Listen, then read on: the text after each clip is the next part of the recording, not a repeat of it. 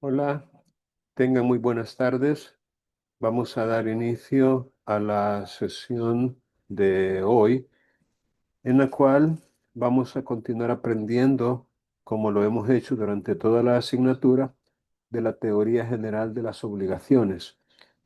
Recuerden que la teoría general de las obligaciones es ese conjunto de principios y de reglas y de normas, de doctrinas que nos enseñan sobre el concepto de obligación.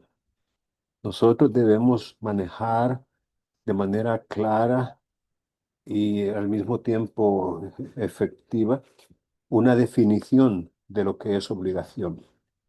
También los elementos que la componen, que son un elemento real, la prestación, el objeto de la obligación, y un elemento personal que tiene una doble, digamos, configuración, ya que tenemos por un lado el deudor y por otro lado el acreedor. Incluso hemos insistido muchísimo en que desde el punto de vista del deudor, la obligación es eso, una obligación. Pero desde el punto de vista del acreedor, la obligación es un derecho personal.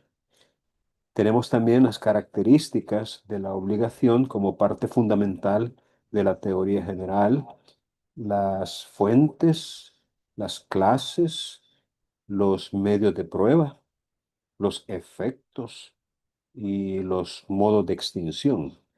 Todo esto, insisto, forma parte de la teoría general y es con lo que nosotros debemos familiarizarnos, no solo durante esta asignatura, sino por siempre, ya que las obligaciones son un aspecto fundamental del derecho privado, son prácticamente las matemáticas del derecho, las obligaciones, y conocerlas lo mejor que podamos, de alguna manera garantiza un ejercicio eficaz de la profesión como abogados y también como notarios. Recuerden, en el caso de los notarios, ellos son los que, como profesionales del derecho, como conocedores del derecho, son los que redactan y autorizan los diversos actos, contratos y declaraciones de los cuales pues surgen obligaciones. Y es importante que una obligación quede, como quien dice, bien establecida a efecto de garantizar los derechos que las mismas obligaciones representan para los acreedores. Bueno, vamos a abordar ahora. Bueno, si alguno tiene alguna pregunta en relación con la temática de las obligaciones, la puede formular con entera libertad. Recuerden que esos espacios son adecuados para poder aprender mediante la formulación de preguntas. Así que si alguno tiene alguna pregunta, con gusto la podemos discutir.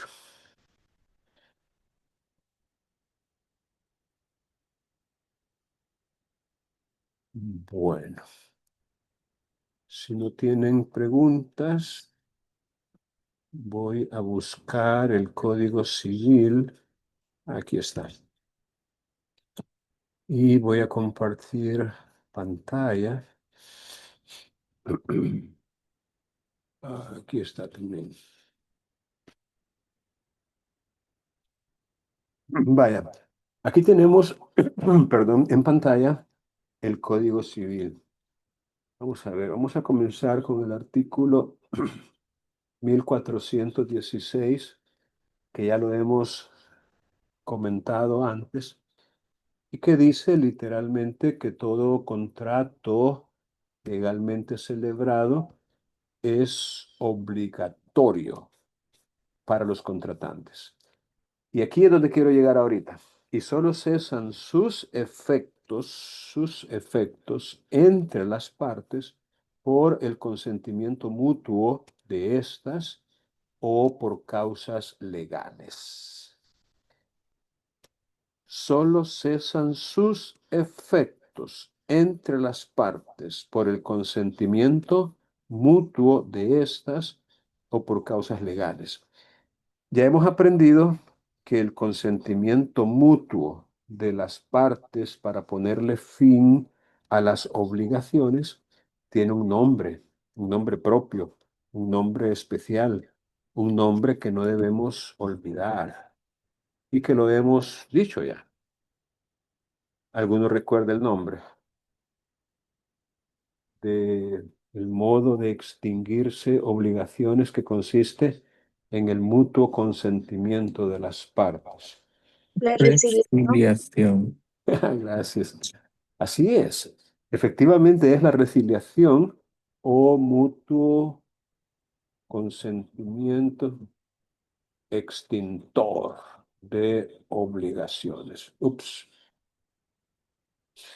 Bueno, fíjense que este artículo me da la pauta para hacerles una pequeña aclaración. Y es en la parte esta que dice efectos entre las partes. Y les quisiera, digamos, explicar que los contratos, de acuerdo con este contexto, producen efectos, digamos, en dos dimensiones o en dos niveles o con respecto a dos tipos de personas. Primeramente, efectos entre las partes y también podrían producir efectos frente a terceros. Es decir, algunos contratos, fíjense bien, por favor, están diseñados para producir efectos entre las partes, pero los contratos también podrían producir efectos frente a personas que no son partes, y a esas personas se les llama terceros. De hecho, todos aquellos que no han concurrido con su consentimiento a la formación del contrato son terceros. Los que no han concurrido con su voluntad a la formación de ese contrato.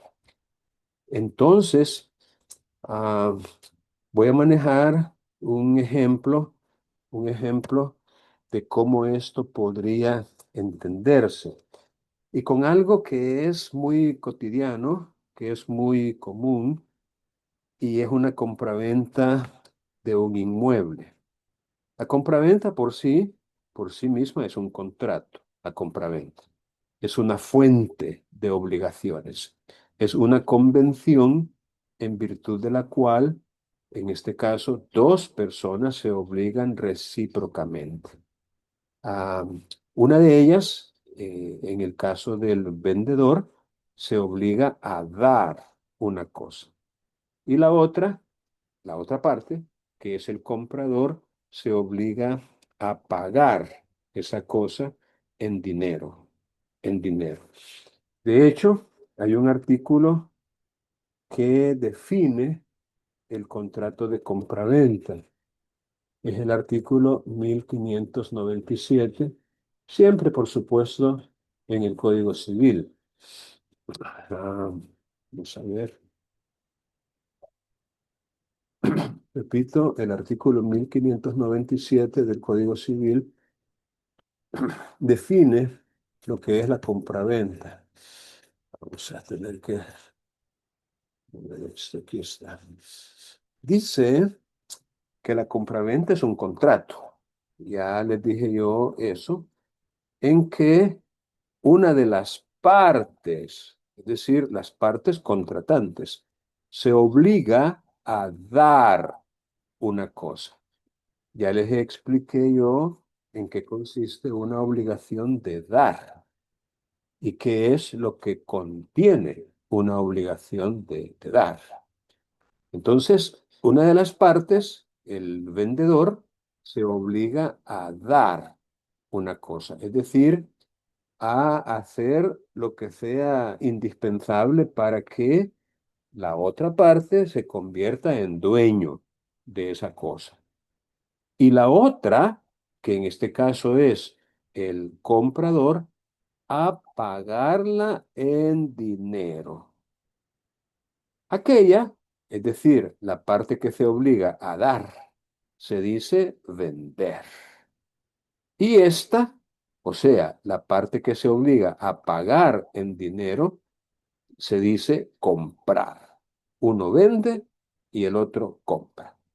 Y el dinero que el comprador da, el dinero, o sea, cuando se entrega una suma de dinero una persona a otra, la está dando, porque el recibir una suma de dinero lo convierte en dueño al que recibe. Por eso la obligación de dar, o mejor dicho, la obligación que tiene como objeto una suma de dinero es de dar. Entonces, el dinero que el comprador da por la cosa vendida se llama precio. Bueno, ahora, veamos lo que dice el artículo 1605 aquí cerquita, que son artículos muy importantes de tomarlos muy en cuenta a la hora de aprender, lo relacionado con los contratos y en particular con el contrato de compraventa. Y es que la venta, dice este artículo 1605, se reputa perfecta, entendamos, se perfecciona o se entiende que ya produce los efectos que le son propios. La venta se perfecciona, se, se entiende que ya existe desde que las partes han convenido en la cosa que es objeto de la venta y en el precio. Esto tiene que ver con el momento y el modo en que un contrato se perfecciona. El momento, repito, en que un contrato se perfecciona. Según este criterio, que por cierto es un criterio clasificador de los contratos, según este criterio, los contratos pueden ser consensuales, reales y solemnes. Repito, los contratos atendiendo al momento y la forma en que se perfeccionan pueden ser consensuales, reales y solemnes. Y un contrato es consensual cuando se perfecciona por el solo consentimiento de las partes. Repito, un contrato es consensual cuando para que se perfeccione basta o resulta suficiente el solo consentimiento de las partes, como en este caso, la venta. El contrato de compraventa es, por regla general, consensual. ¿Por qué consensual? Fácil, porque para que se perfeccione, lo que se necesita solamente es que las partes hayan convenido en la cosa y en el precio. De modo que es consensual. Basta el solo consentimiento. Pero por excepción es solemne. Y eso se colige de lo que sigue diciendo el artículo, salvo las excepciones siguientes y las contenidas en leyes especiales. Bueno, les acabo de decir, en base a este artículo 1605, que el contrato de compraventa por regla general es consensual. O sea, para que se perfeccione, para que ya produzca sus efectos, basta con el solo consentimiento.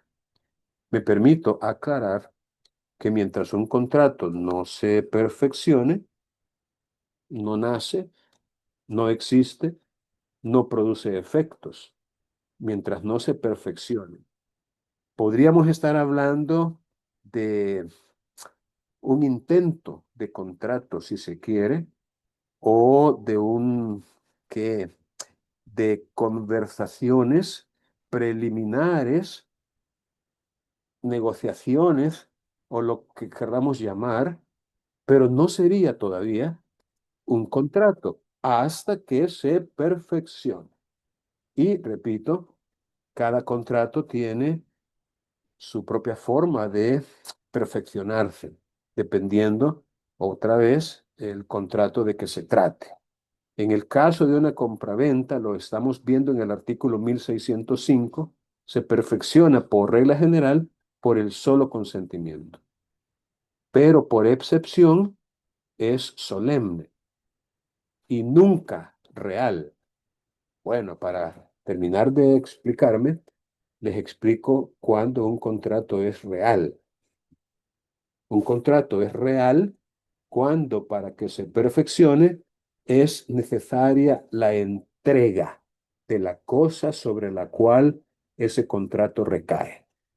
Si no hay entrega de la cosa, no hay contrato, porque en los contratos reales, para que se perfeccione, es necesaria la entrega de la cosa sobre la cual recae. Un ejemplo es el mutuo. El mutuo es un contrato en el que una de las partes entrega a la otra una cosa consumible con cargo o con la obligación de devolver cosas que sean similares, que tengan la misma fungibilidad, el mismo poder liberatorio, es decir, cosas que sean del mismo género, en el caso del mutuo. Otro ejemplo de contrato real, es decir, de contrato que no se perfecciona mientras no se entregue la cosa sobre la cual recae, es el caso del comodato.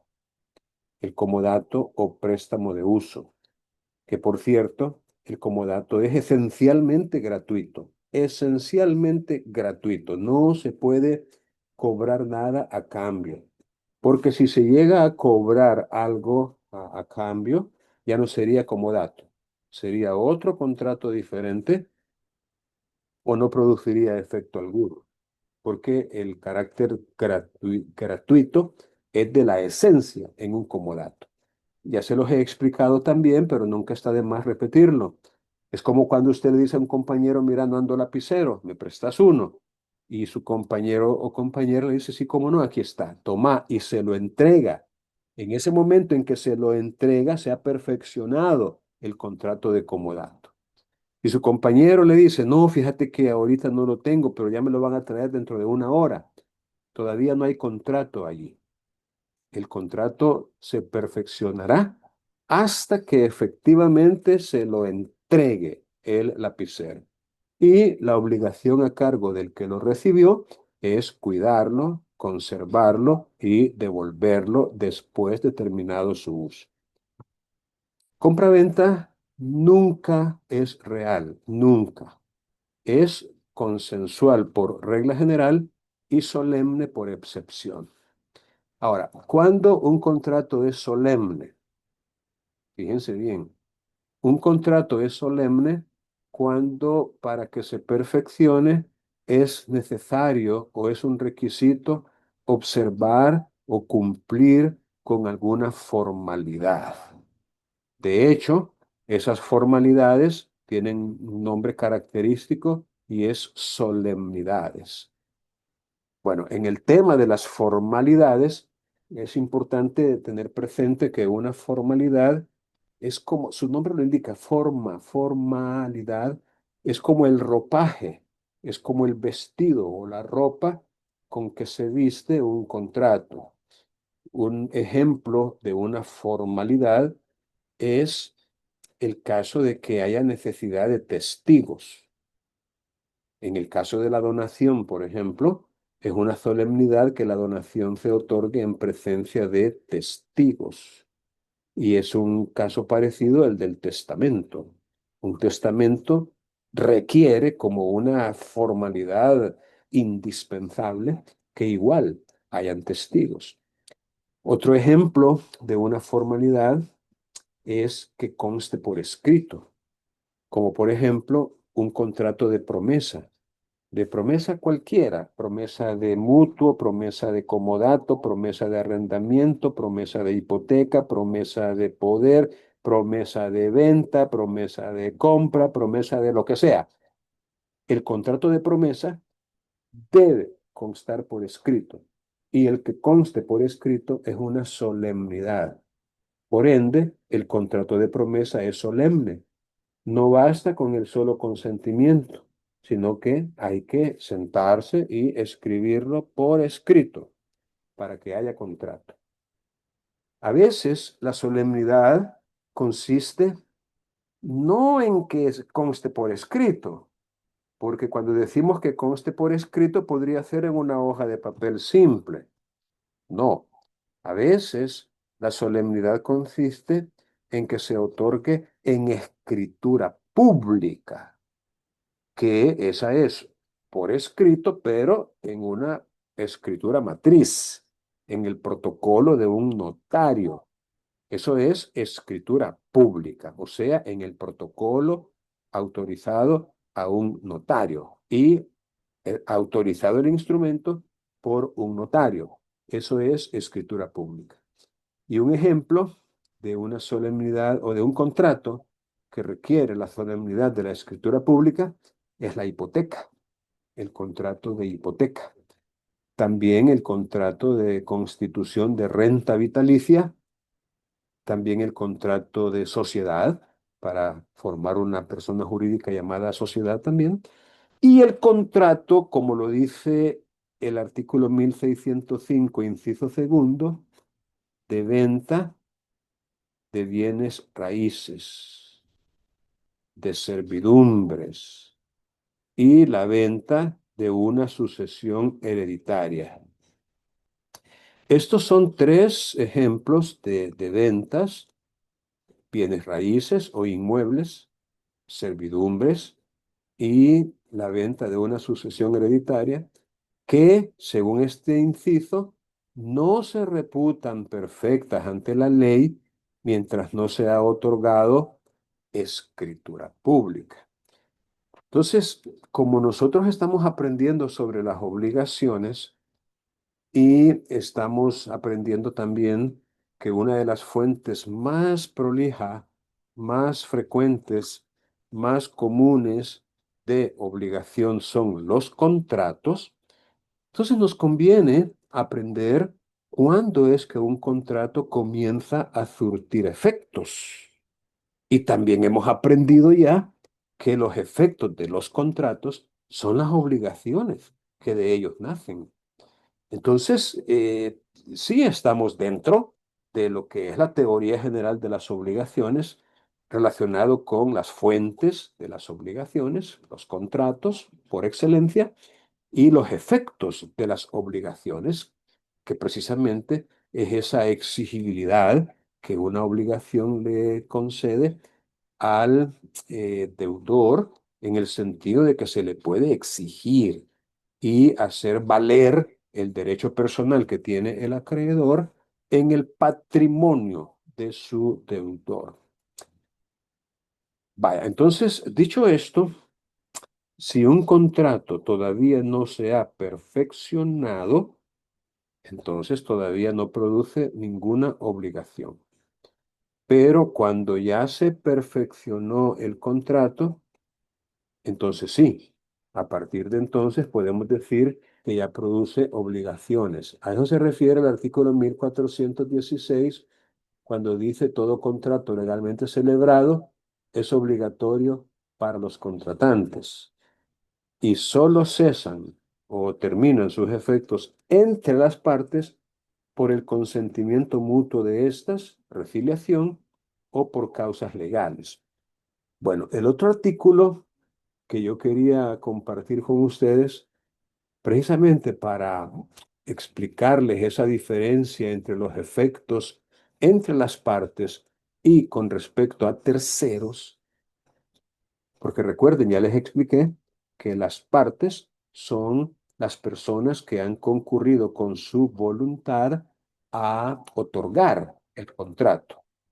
eh, y que, por supuesto, reciben de manera directa las consecuencias positivas o negativas de ese contrato. Con ello lo que quiero decir es de que a veces un contrato podría otorgarse con la intervención de un apoderado, de un representante.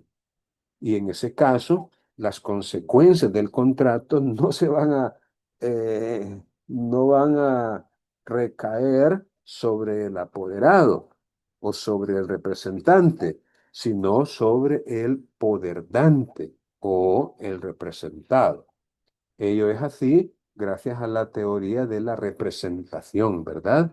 Porque perfectamente se puede representar a otra persona en la confección u otorgamiento de un contrato. Eso es perfectamente válido, muy frecuente también, y los efectos obviamente serían para la parte contratante, que en este caso no sería el apoderado, sino el que dio el poder dante. O no sería el representante, sino el representado. Aquella persona, natural o jurídica, que está siendo representada por otro. También en el concepto de parte contratante podemos agregar a los sucesores, llamados también causahabientes. Por ejemplo, si Juan celebra un contrato con Pedro y Juan cede sus derechos a otra persona, entonces esa otra persona, en calidad de cesionario, también se considera parte. Es cierto que no fue ella quien otorgó, quien concurrió con su voluntad a la formación del contrato, pero como le fue cedido los derechos que de ese contrato se generaron, entonces pasa a ocupar el lugar de la parte. Entonces, un sucesor a título singular por acto entre vivos es también como si fuera una parte. No lo es material u originalmente, en eso estamos de acuerdo, pero como reemplazó en sus derechos y pasó a ocupar el lugar de su causante, el sucesor o causa habiente se considera como si fuera parte también.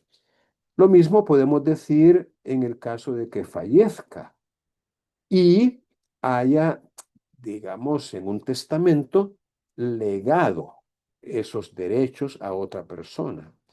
Ese caso es también el de una sucesión, siempre a título singular, pero por causa de muerte. Cuando se lega, cuando se deja como legado los derechos que tenía en virtud de ese contrato, porque también se pueden legar, o sea, asignar por causa de muerte en un testamento. Y por supuesto, lo mismo podemos decir del heredero. El heredero es un sucesor a título universal, ya sea por testamento o por ley, que pasa también a ocupar el lugar y por ende a darle continuidad a las mismas relaciones jurídicas que había entablado en vida su causante. Si Juan celebra un contrato con Pedro y Juan fallece, y María, como heredera de Pedro, eh, pues obviamente recibe todo lo que Pedro tenía como heredera que ha sido declarada. Y dentro de lo que Pedro tenía, allí va los derechos o incluso las obligaciones que podría tener en virtud de ese contrato. Porque María pasa a ocupar el lugar, el mismo lugar que tenía su causante. Así que dentro del término parte contratante, debemos considerar estos otros escenarios en los cuales, si bien eh, por lo común o por lo general, la parte es aquella persona física o natural que con su voluntad concurrió a formar el contrato, también hay otras personas que por cesión o por sucesión, ya sea por acto entre vivos o por causa de muerte, pasan a ocupar el lugar que tenía el contratante. Y por ende se considera que también son parte contratante. Hechas esas aclaraciones, todos los demás serían terceros. Bueno, ya con eso ya tenemos algunos elementos para poder comprender lo que dice el artículo 667, que es otro de los artículos que no dejan de dar algún tipo de dificultad cuando se ignora lo que dice dicho artículo. De allí la importancia de manejar con algún tipo de experticia este tipo de disposiciones legales. El artículo 667 es un artículo que usted debería conocer y lo va a conocer mediante la lectura constante y repetida que usted haga de este artículo y de otros más, que como les he dicho antes, son artículos clave de conocerse y que en la medida que usted se familiarice con ellos, en esa medida va a alcanzar un nivel de profundidad en su conocimiento. Bueno, este artículo creo que ya lo hemos discutido antes y por eso solo voy a hacer una breve relación a su contenido. Habla de la tradición del dominio de los bienes raíces. Recuerden que la tradición es un modo de adquirirse el dominio de las cosas ajenas. La tradición, junto con la ocupación, la accesión y la prescripción adquisitiva, la tradición, son cuatro, es un modo de adquirirse el dominio. Y la tradición necesita de un título traslaticio de dominio. No puede haber tradición si no existe un título que habilite al adquirente para recibir esa tradición, ese traspaso, esa transferencia o incluso esa transmisión del derecho de otra persona a él o ella. Entonces, la tradición, fíjense bien, es un acto jurídico, como lo podría ser un testamento, como lo podría ser una donación, el reconocimiento de un hijo natural, un pago. O sea, son actos jurídicos, son declaraciones de voluntad que se hacen con la intención de producir efectos jurídicos. La tradición es también un acto jurídico. Pero, ¿para qué sirve? ¿Para qué sirve la tradición? Fácil, para convertir en dueño de algo a una persona. Es decir, para que una persona que no es dueña de algo se convierta en dueño. Para eso sirve la tradición, para eso es que se hace la tradición. Entonces, este artículo nos está explicando que la tradición del dominio de los bienes inmuebles y de los derechos reales constituidos en ellos, por regla general, o sea, salvas las excepciones que la misma ley establece, se efectuará por medio de un instrumento público. Vemos entonces que la tradición es un acto solemne. Desde el momento mismo que nos está exigiendo un instrumento público, pero en el caso de la tradición del dominio de los bienes raíces, porque la tradición del dominio de los bienes muebles, esos no necesita instrumento público, que quede claro, sino la de los bienes raíces y de los derechos reales constituidos en ellos. Los derechos reales están definidos en el artículo 567, que también es un artículo famoso que ya hemos discutido en muchas ocasiones. El 567, ahí aparece cuáles son los derechos reales.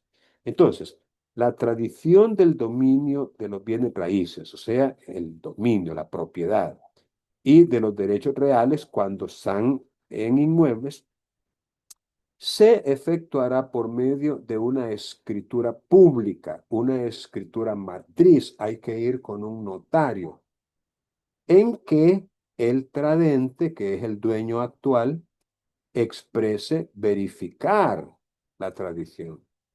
Y el adquirente, que es el que se va a convertir en dueño, exprese por su parte recibir esa tradición. Creo que hasta aquí espero que estemos bien y que nos haya quedado claro. La tradición del dominio debe efectuarse por medio de una escritura pública, en la cual el tradente va a decir de forma clara y expresa que verifica la tradición, o que hace tradición, o que realiza tradición, o que otorga la tradición. Y el adquirente, entiéndase, el nuevo dueño, expresa en ese mismo instrumento que recibe la tradición. Bueno, este instrumento, sigue diciendo el artículo, podrá ser el mismo del acto o contrato. O sea, el instrumento en el cual consta la tradición del dominio de un bien raíz o de algún derecho real constituido en un bien raíz, ese instrumento es potestativo, podrá ser el mismo del acto o contrato. ¿Cómo así?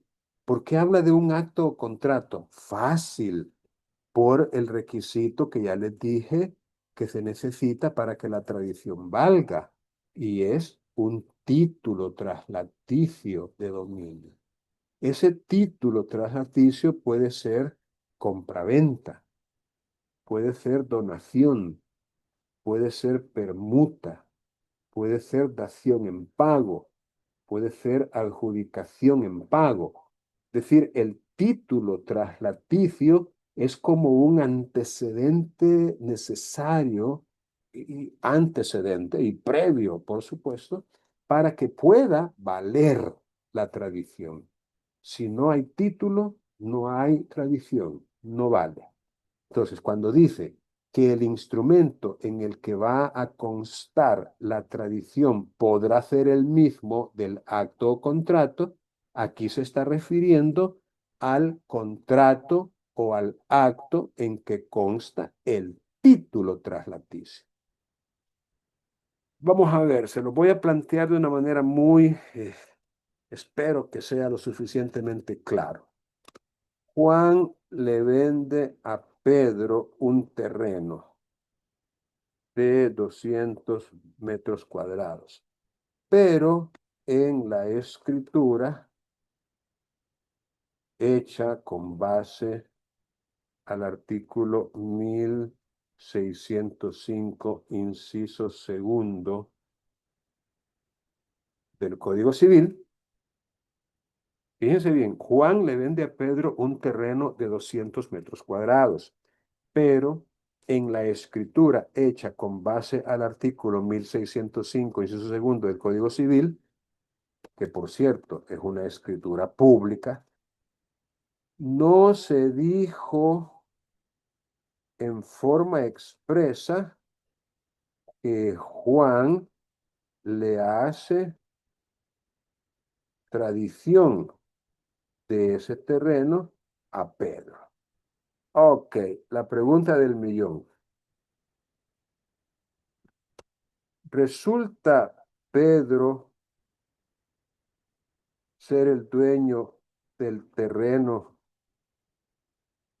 gracias a ese contrato? ¿Qué respuesta me le darían ustedes a esta pregunta? Juan le vende a Pedro un terreno de 200 metros cuadrados. Pero, en la escritura hecha con base al artículo 1605, inciso segundo del Código Civil, que es una escritura pública, tal como ese artículo lo exige, no se dijo en forma expresa que Juan le hace tradición de ese terreno a Pedro. Y tampoco se expresa que Pedro reciba esa tradición. Vaya, ¿resulta Pedro ser el dueño de ese terreno gracias a ese contrato? O lo que es igual, como resultado de ese contrato, Pedro se convierte en dueño. A ver, ¿qué piensa Cindy? Cindy Nolasco. Dígame, Anthony. Que le responda Cindy primero. ¿Perdón? Cindy, vaya, Cindy, pues le van a dar chance a Cindy que las damas primero.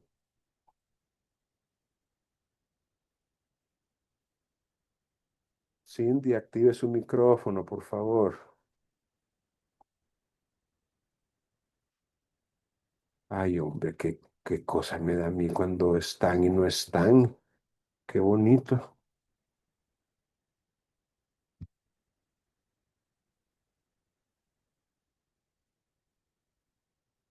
Vaya, veamos a otra persona. Josué. Josué, active su micrófono, por favor.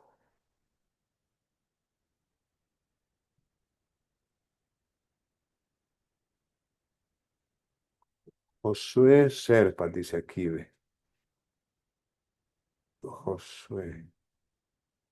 A la una, a las dos y a las tres. Estos son de los que se anotan ahí nada más y de ahí se van a hacer otras cosas. Vaya, vamos a ver.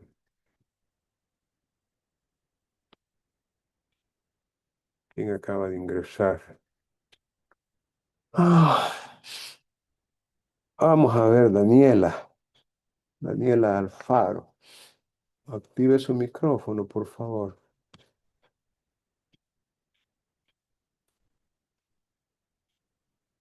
Uy, a mano. Vamos a tener que hacer un recorte serio aquí de personas que no sé por qué se conectan, la mera verdad. Si no van a participar, mejor no se conecten, hombre. No, hombre, ya la riegan, ya, hombre. Vas a ver a quién engañan. A mí no. Ok. Vaya, Anthony, pues avancemos, porque si no, de puro choto es. Fíjese que no, aunque digamos al notario se le haya olvidado poner ese romano o ese dato, eso no exime de que Pedro sea el dueño del inmueble, porque se entiende ya que el instrumento es una compraventa. Y si va al registro y se le inscriben, no le hacen alguna observación, pues viene a ser el dueño del inmueble. De hecho que se entiende, ¿verdad? Aunque no está expreso, pero la otra vez me acuerdo que es como tácito. O sea, ya se entiende que si se está haciendo una compra-venta, aunque no le ponga ahí que le transfiere o que le da, pues directamente ya se reconoce la venta, ya se perfecciona. Muy bien. Muchas gracias por su comentario y procedo de inmediato como profesor de la asignatura a explicarle lo siguiente. Recuerden que les estoy enseñando lo que dice el artículo 667 del Código Civil, ¿verdad? Un artículo que hace referencia no al título traslaticio, sino al modo de adquirirse el dominio de las cosas ajenas y concretamente al modo llamado tradición. Este artículo 667 es imperativo. Es imperativo porque no dice podrá efectuarse, sino que dice se efectuará. Estas palabras, se efectuará, no dejan lugar a dudas que se trata de una orden, de un mandato, se efectuará por medio de un instrumento público, en que, o sea, en ese instrumento público, el tradente, en este caso Juan, debe expresar, verificar la tradición. Y el adquirente, en este caso Pedro, debe expresar que la recibe la tradición. Esto es una solemnidad, no para la compraventa, porque la solemnidad para la compraventa de un inmueble está en el 1605, inciso segundo, que también ya se los mostré hoy mismo, el artículo 1605 inciso segundo. Ese contiene la solemnidad para la compraventa. Pero este otro, el 667, contiene la solemnidad para la tradición. El 1605 se refiere al título traslaticio, que en este caso es la compra-venta, y el 667 se refiere al modo de adquirirse el dominio, que es la tradición. Incluso yo insistí en hacer esta explicación precisamente porque lamentablemente estos conceptos son poco entendidos. Vaya, usted acaba de mencionar por vía de ejemplo de que si al registrador se le pasa por alto y la inscribe sin hacer ninguna observación. Ojo, un registrador que haga eso, que la inscriba sin hacer ninguna observación, no sé por qué está como registrador. Lo menos que hay que hacer es despedirlo y que vaya a la universidad a estudiar y a aprender antes de ponerse a calificar instrumentos que llegan bajo su responsabilidad al registro precisamente para producir efectos frente a terceros. Bueno, dicho eso, y es lo que estoy tratando de explicarles, el 667 nos da un requisito formal, una formalidad que por ser esencial se llama solemnidad para la tradición, no para el título. Para el título traslaticio, que es la compraventa, allá tenemos el 1605. Y eso digamos, se confirma todavía más con esta otra parte. Este instrumento, el de la tradición, podrá ser el mismo del acto o contrato, o sea, el de la compraventa. Podrá, aquí sí ya no es imperativo, ahora es potestativo. Podrá ser el mismo del acto o contrato. En otras palabras, no habría, fíjense bien, no habría ningún inconveniente, ni jurídico ni práctico, para que Juan le venda a Pedro un terreno y que en la escritura solo le haga la venta, nada más, la venta, nada más. Es decir, en esa escritura, en base al 1605, inciso segundo, Juan le hace a Pedro la venta, le vende, y Pedro le compra, sin hacer tradición en esa escritura. Un mes después, una semana después, un año después, viene Juan y se va donde un notario que podría ser el mismo o podría ser otro, se va Juan junto con Pedro y redactan otro instrumento, siempre público, siempre escritura pública.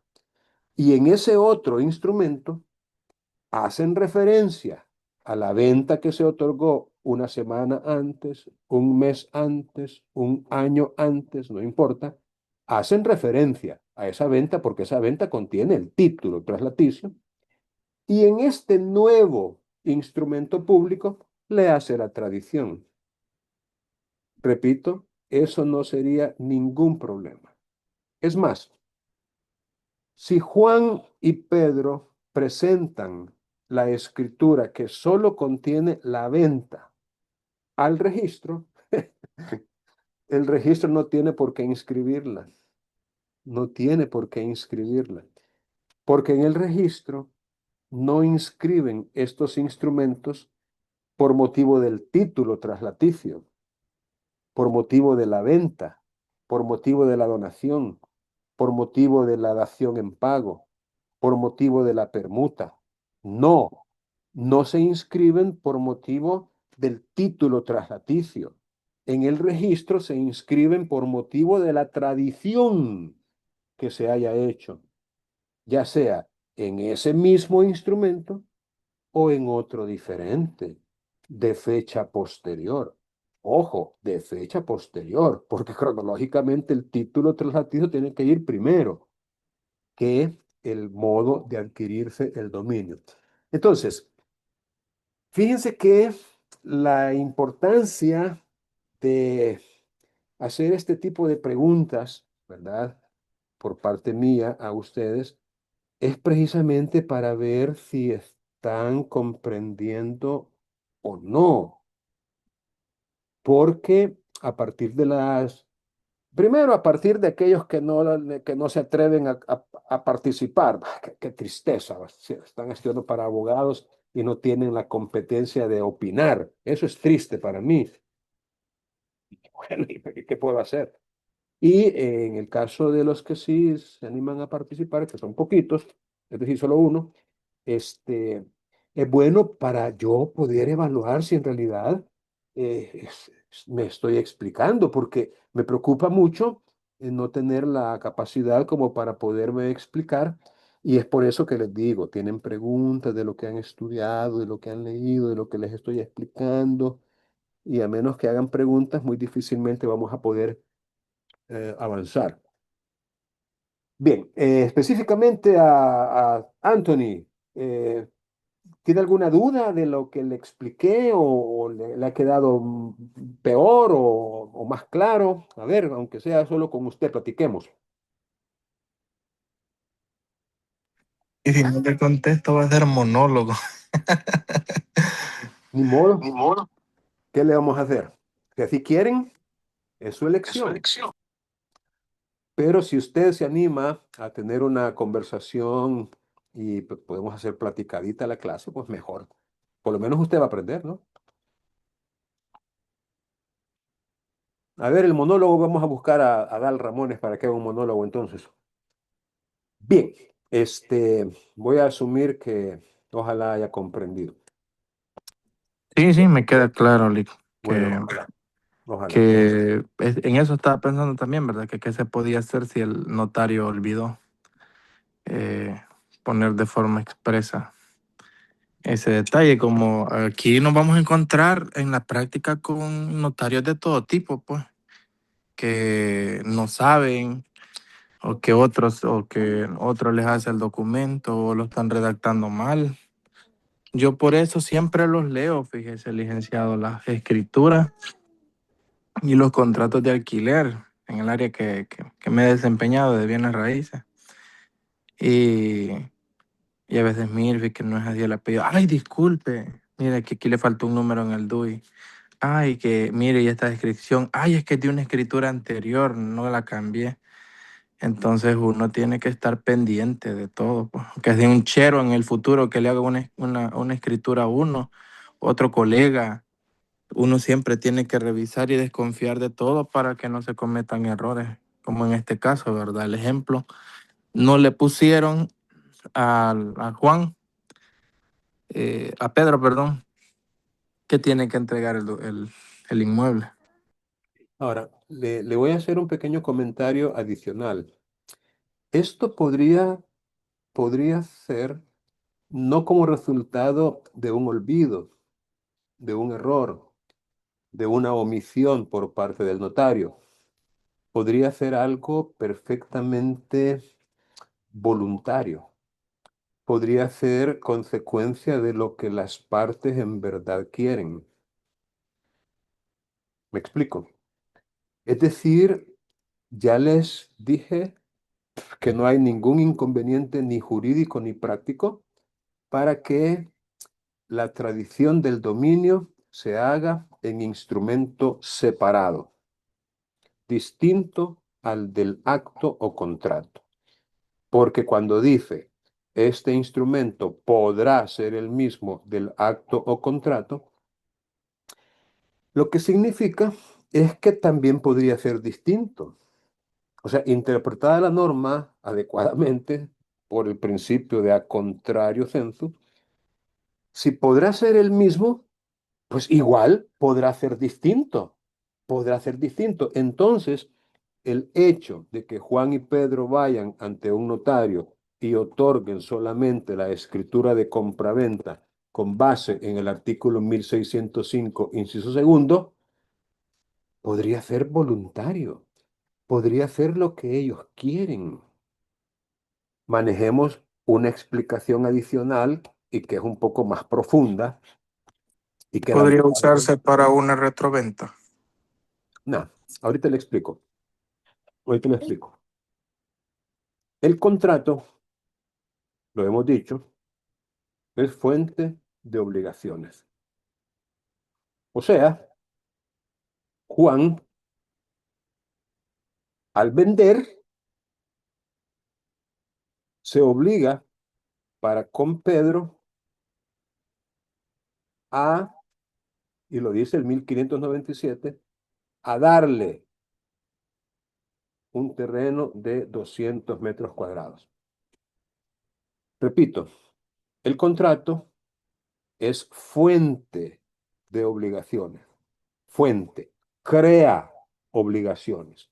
O sea, si Juan llega con Pedro donde un notario y otorgan una compraventa de inmueble, Juan se obliga para con Pedro a darle un terreno y Pedro se obliga para con Juan a pagarle un precio por ese terreno, que puede ser X cantidad.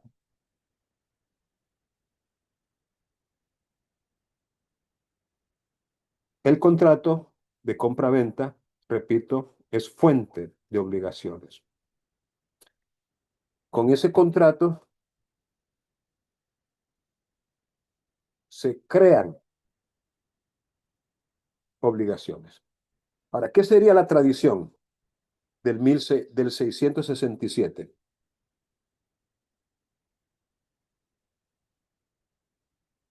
Fíjense bien, la tradición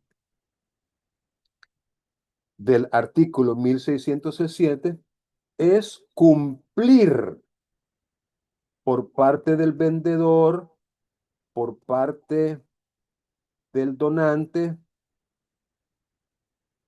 por parte del dador en pago,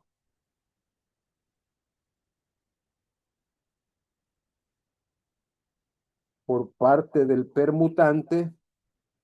Es decir, la tradición es el cumplimiento que hace el vendedor, el donante, el que dio en pago o el permutante, es cumplir por parte del vendedor con la obligación de dar.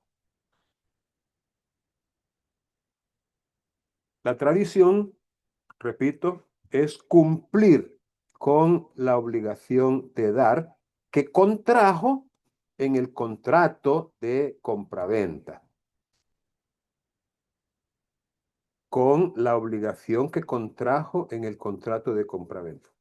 Ahora, ¿qué es lo que vemos en una compraventa tradicional?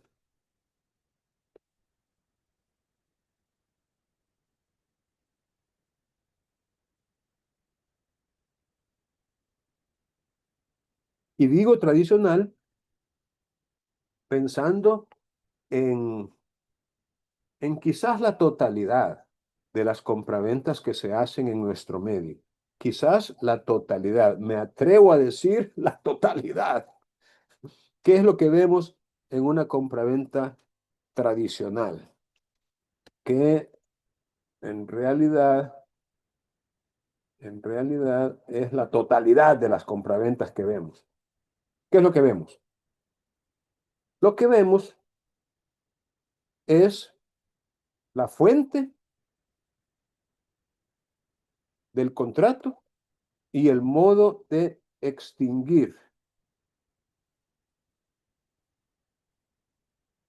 Todo en uno, como dicen las propagandas.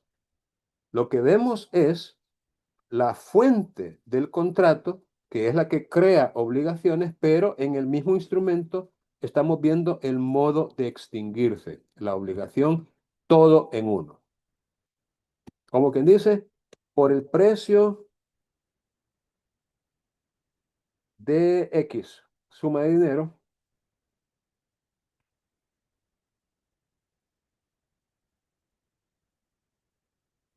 que tiene recibidos de Pedro en este caso, o sea, Juan dice, Por el precio de X que tiene recibido de Pedro, fíjense bien el orden, le vende a este un terreno de las siguientes características. Y se describe el terreno. Y luego dice, en consecuencia, por medio de este instrumento, le hace tradición. El dominio, posesión, y le ponen un montón de palabras más. Uso, accesorios, y se lo entrega materialmente en este acto, lo cual casi nunca es cierto, de que se lo entregue materialmente en este acto.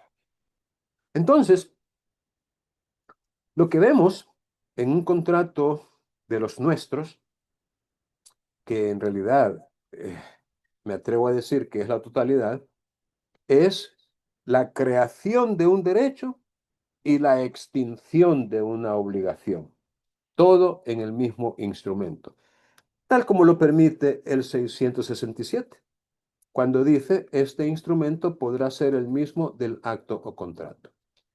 Pero eso no significa que no puedan ser diferentes, tal como se los he explicado.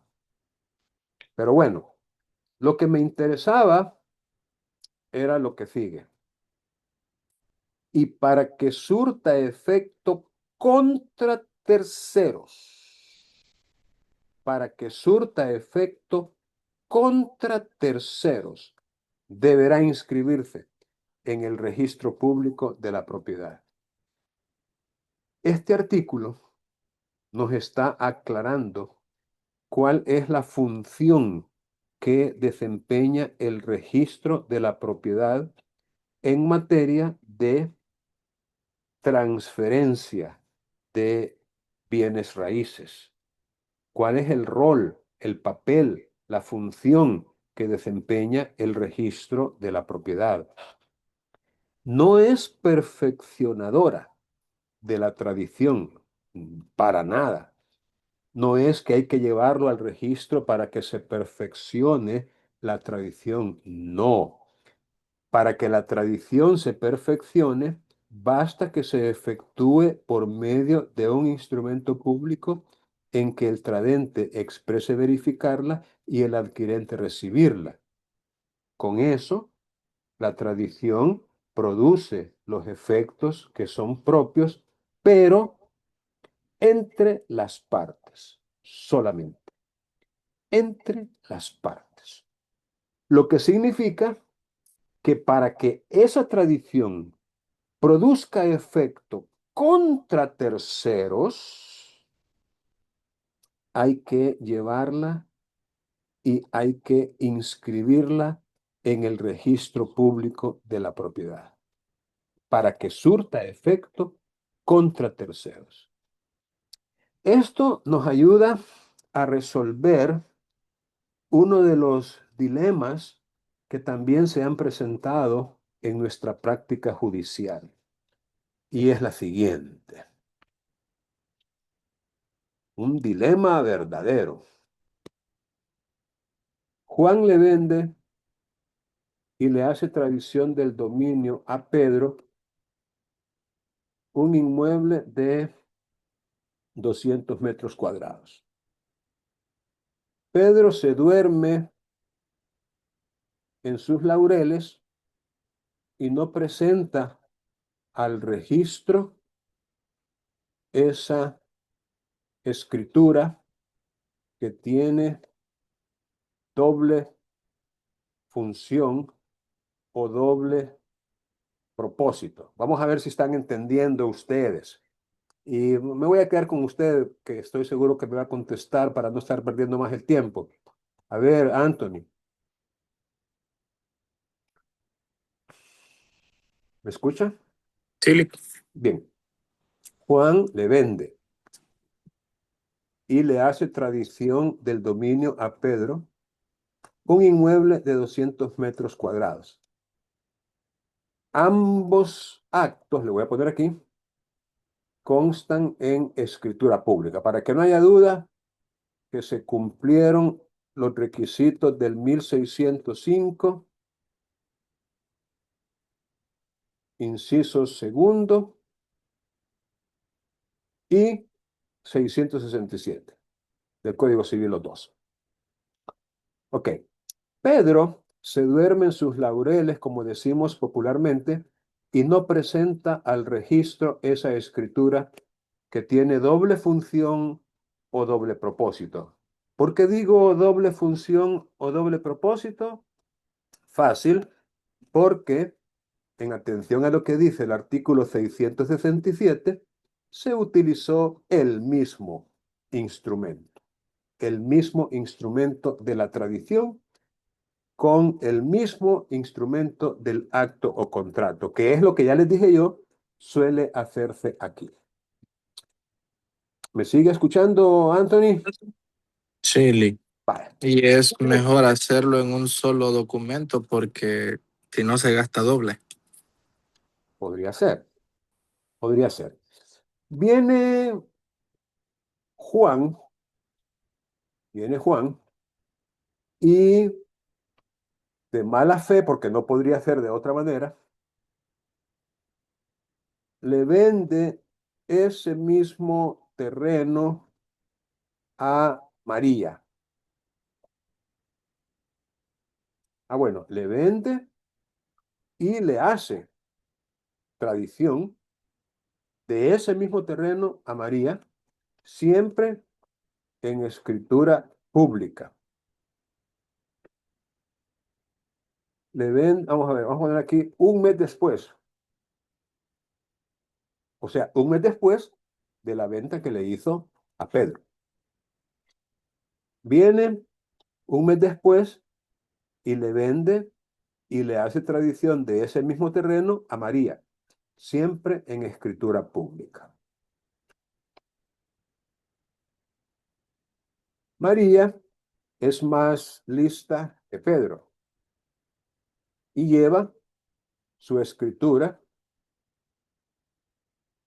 que contiene la venta y la tradición al registro.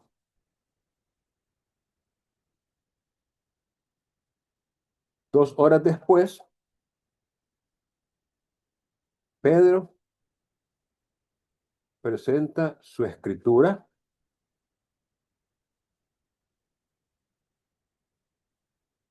que es de un mes antes que la de María y pide que se le inscriba. Va, sencillo. ¿Cuál escritura se va a inscribir?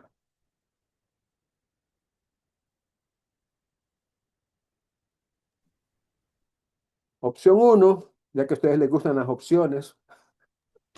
Nada sin opciones. Opción 1, la de Pedro. Opción 2, la de María. Opción 3, ninguna. Opción 4, Las dos. la no está bueno. Está bien, no había pensado en esa opción. Ajá. ¿Cómo la de ahí? Vaya, según lo que nosotros la vez anterior le preguntamos, que nos explicaba cómo era la prioridad en los asientos en el CNR, se basa el principio de primero en tiempo, primero en derecho. Entonces, cuando viene María y presenta la escritura, automáticamente ella obtiene el derecho real del inmueble y ya es oponible ante terceros. Cuando viene Pedro, ya no puede porque ya está inscrito y está oponible el derecho de María. Entonces él ya no pudo porque se durmió. Creyó que solo bastaba el instrumento para poder adquirir el dominio, ¿no? necesitaba él ir a registrarlo para que sea oponible cuando vengan 10, 20 personas, porque Juan es un estafador. Y le iban a decir no se puede porque aquí ya hay una escritura, ya se acaba de inscribir. Muy bien. Muchas gracias, Anthony.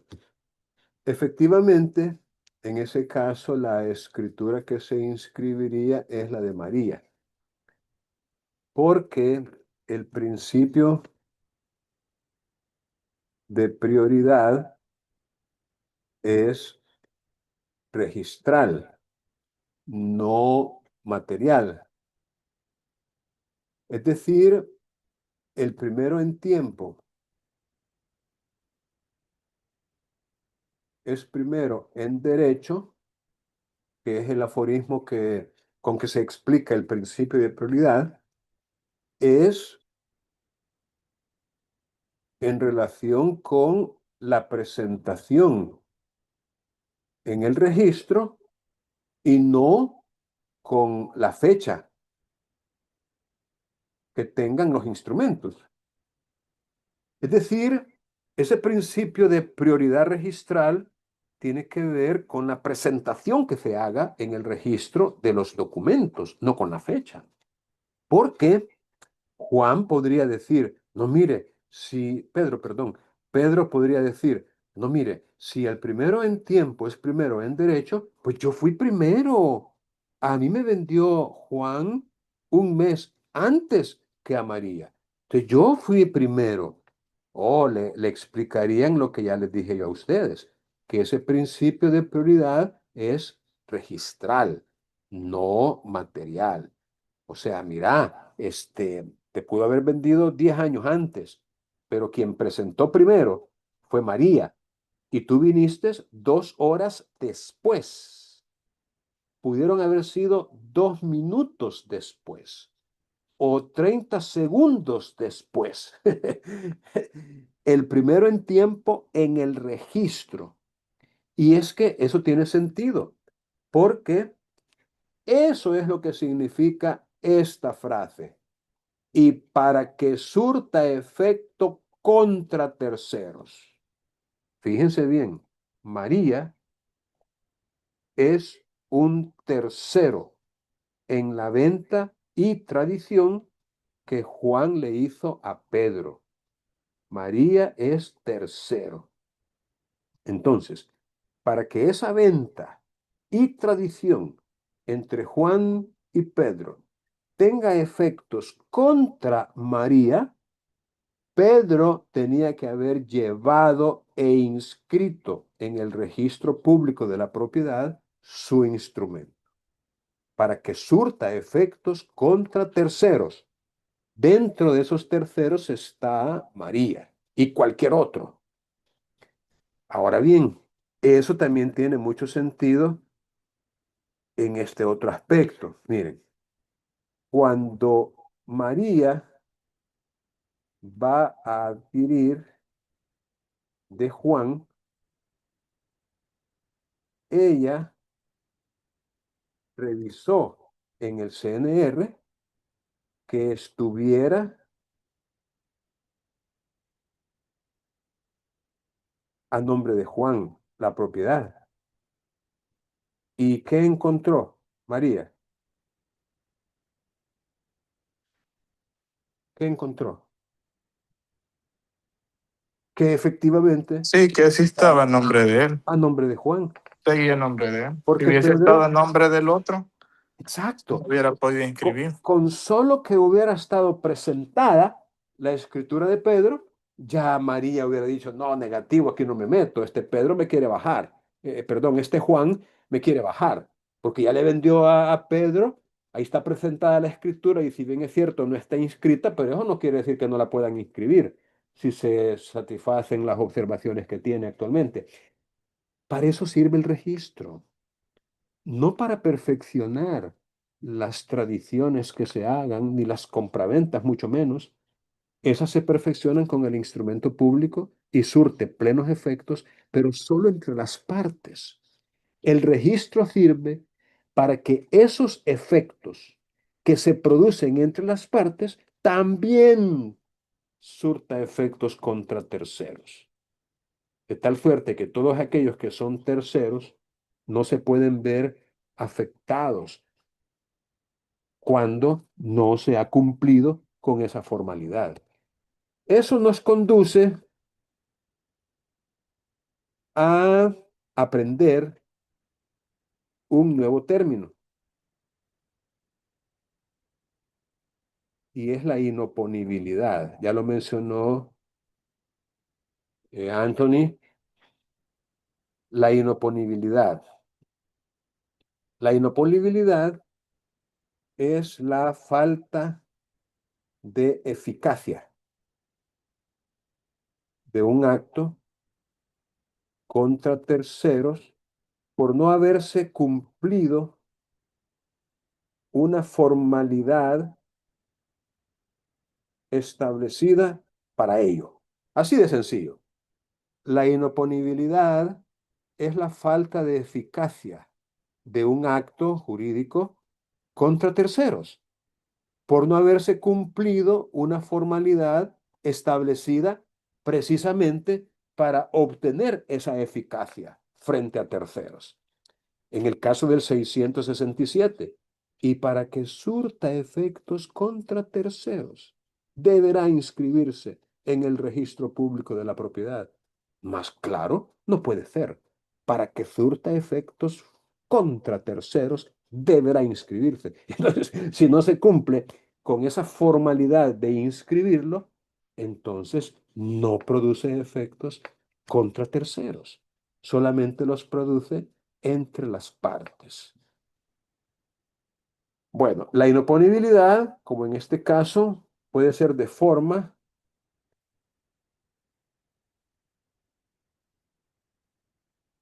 o de fondo. Una inoponibilidad de fondo es también la falta de eficacia, pero no por la omisión de una formalidad, sino por cuestiones, llamémosle, de fondo, para ser consecuentes con el nombre que le hemos dado a este tipo de inoponibilidad. Un ejemplo es la famosa venta de cosa ajena.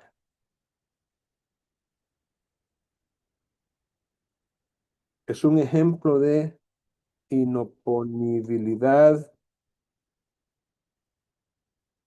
de fondo.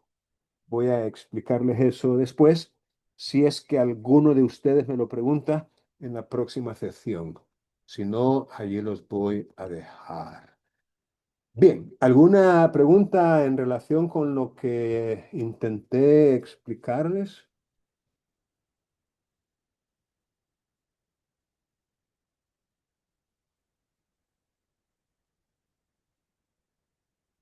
Bueno, Claro, licenciado. gracias. Ya que no tienen preguntitas por el momento, voy a dejar de grabar.